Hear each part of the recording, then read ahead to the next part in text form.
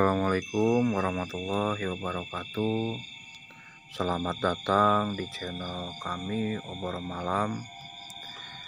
Kali ini saya akan membawakan sebuah cerita yang ditulis oleh Hari Wijaya dengan judul Keranda Gentayangan. Untuk link penulis akan kami cantumkan di deskripsi. Silakan kalian follow dan tetap support penulis supaya beliau tetap semangat untuk menciptakan karya-karyanya lagi. Oke, kita lanjut ke ceritanya. War, lu belum pulang jam segini? Apa nggak dicariin mak lu? Kata seorang pemuda di sebuah warung kopi di tengah kampung. Saat itu tahun 1891. Tentu tempat yang kini menjadi kota Depok itu masih berupa hutan dan perkebunan, kecuali beberapa perkampungan kecil dan terpencil. Warung kopi tradisional saat itu menjadi tempat favorit para anak muda menghabiskan malam. Kagak lan, emak gua juga tahu gua di sini warungnya Mbok Raye, jawab Anwar kepada temannya Dahlan. Anwar adalah pekerja serabutan yang biasa membantu para tuan tanah membuka lahan perkebunan. Sedangkan Dahlan hanya petani biasa yang menjual hasil taninya ke pasar-pasar di sekitar kampung. Mereka sama-sama berperawakan kurus. Hanya saja Dahlan berkumis sedangkan Anwar tidak. Kala itu daerah sekitar warung masih berupa hutan dan semak belukar. Masih banyak terdapat pohon bambu, rambutan, mangga, dan masih banyak lagi. Jarak antara rumah pun berjauhan. Dan di dekat warung hanya ada satu rumah, yaitu rumah Mpok Rohaye, pemilik warung. Suasana sungguh sepi dan minim pencahayaan. Di rumah-rumah warga hanya ada beberapa lampu minyak, bahkan ada yang tidak memiliki pencahayaan sama sekali. War, lu dapat berapa golden bantuin tuan tanah warung? Tanya Dahlan. Lu nggak perlu tahu, kata Anwar. Ajak gua ya, gua juga mau dapat duit lebih.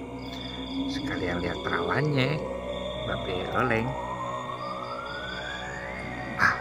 Pikiran lu lan, perempuan terus diliatin doang dapatnya kagak.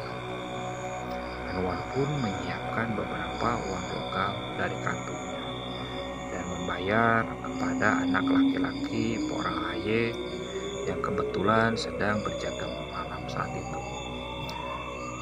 Tong, kita pergi dulu ya. Bentar lagi anjing komeni pada datang. Males gua lihat mukanya. Nih, duit buat bayar kopi gua sama Dahlan, ucap Anwar kepada anak pemilik warung. Iya dah bang, hati-hati, jawabnya. Mereka berdua pergi meninggalkan warung dan mulai memasuki jalan gelap yang dikelilingi hutan bambu. Dahlan memegang obor sebagai alat penerangan mereka. Sambil membicarakan banyak hal, mereka berjalan menyusuri gelapnya malam. Beberapa saat kemudian, tiba-tiba Dahlan menghentikan jalannya. Ia merasakan sesuatu yang tak biasa di jalan yang sedang mereka lewati. Anwar yang terus berjalan pun sadar dan ikut berhenti. Kemudian menoleh ke arah Dahlan. Kayaknya salah jalan nih kita, kata Dahlan. Jalan ke kuburan nih. Ayo, War, balik ke warung lagi, kata Dahlan yang kemudian bergegas pergi meninggalkan jalan itu. Namun, di tengah-tengah perjalanan, dari kejauhan, mereka melihat segerombolan orang membawa obor sambil menggotong keranda mayat. Lantas mereka pun berhenti dan menunggu rombongan itu lewat. "Siapa yang meninggal?" kata Anwar yang kebingungan. Semakin lama rombongan itu mendekat, dan sampai saat di depan mereka, barulah mereka sadar apa yang sedang dilihatnya. Para rombongan itu membawa keranda jenazah bermuka rata. Sontak Anwar dan Dahlan kaget bukan main. Ia berdiri kaku mematung dan tak bisa teriak, dan hanya memasang wajah ngeri dengan napas yang bersengal-sengal. Sedangkan Anwar berteriak, "Setan!" dan langsung melompat ke sembunyi ke semak-semak. Tiba-tiba salah satu sosok bermuka rata menghampiri Dahlan yang sedang ketakutan. "Ya, mampus Dahlan, dibawa setan," kata Anwar yang mengintip Dahlan dari semak-semak.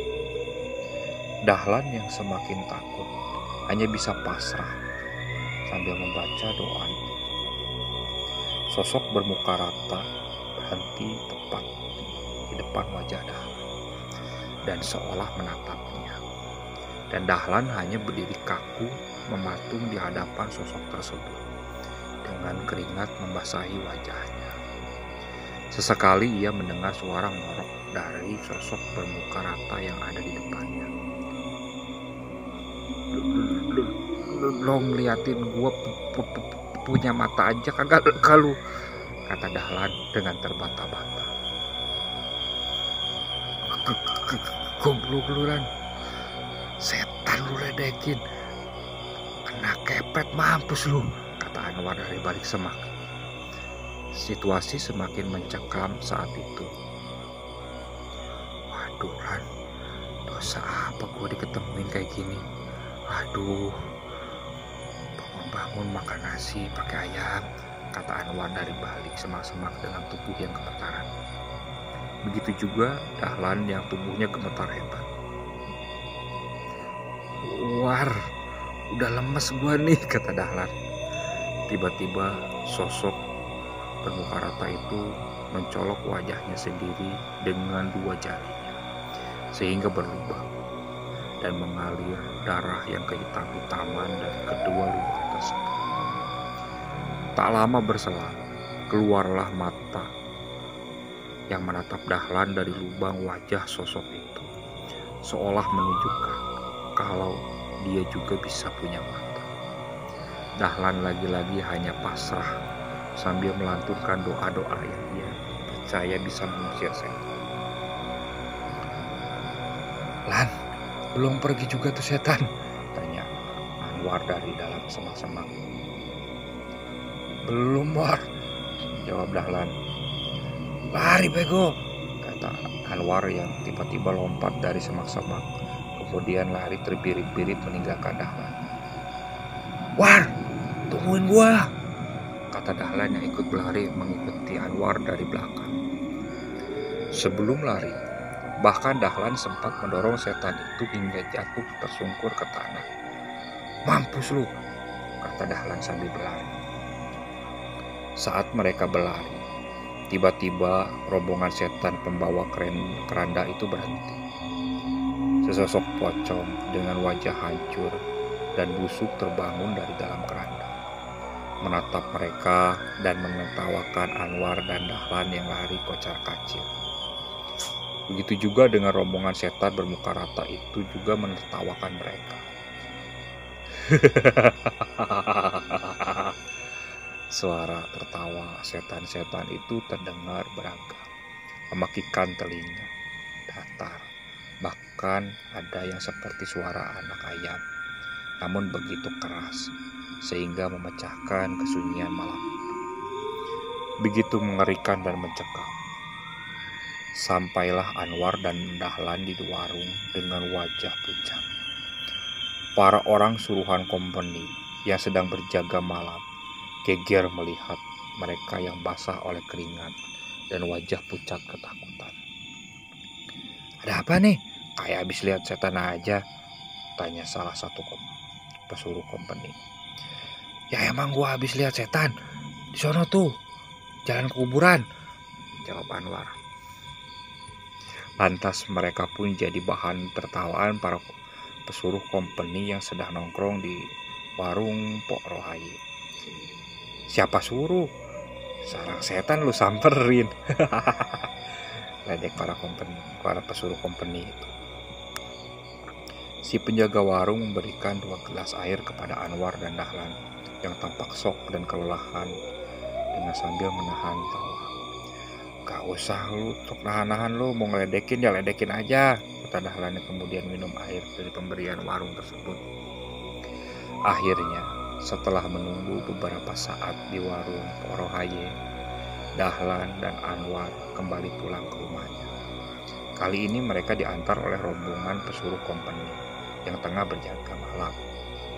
Di tengah perjalanan itu, mereka terus jadi bahan tertawaan dan ejekan para pesuruh company tersebut. Oke, sekian cerita yang kami bawakan. Mohon maaf apabila ada kekurangan dalam pembawaan cerita. Untuk kritikan dan sarannya, silakan kalian cantumkan di kolom komentar. Dan jangan lupa subscribe dan klik tanda lonceng supaya kalian bisa mengikuti cerita yang dibawakan oleh Obor Malam. Sekian, assalamualaikum warahmatullahi wabarakatuh.